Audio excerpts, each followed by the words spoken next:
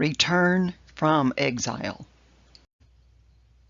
Near the end of the period of the captivity, Babylon was conquered by King Cyrus of Persia.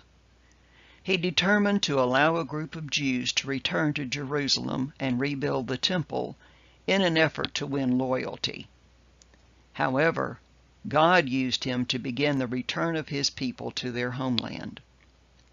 Cyrus also allowed them to take some of the articles belonging to the temple, which Nebuchadnezzar had taken from Jerusalem.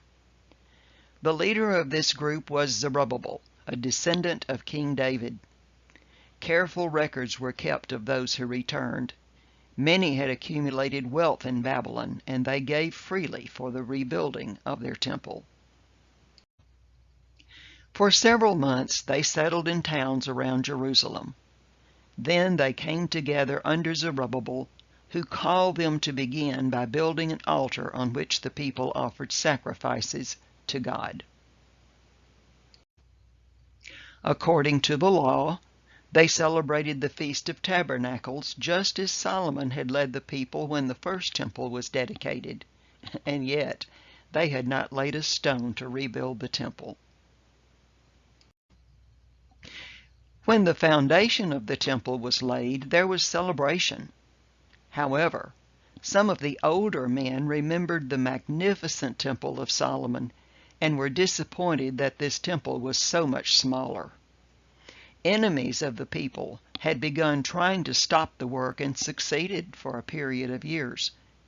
They wrote a letter to the king of Persia, who was now Darius, in an effort to keep the temple from being built. Darius ordered that the archives be searched. In that search, they discovered the original decree of King Cyrus, and Darius ordered the temple to be built. Ezra, a teacher of the law, led a second group of Jews to Jerusalem with a letter from the current king Artaxerxes. The remaining articles taken by Nebuchadnezzar were returned, along with money and an order not to tax those who worked in the temple. Ezra praised God for giving the Jews success in completing the temple and providing priests, singers, gatekeepers, and servants to work in it. A third group of Jews returned to Jerusalem led by Nehemiah. He had served the king of Persia and had asked to return to build the city of Jerusalem. King Artaxerxes allowed it, and Nehemiah took a group with him to rebuild the walls and gates of the city.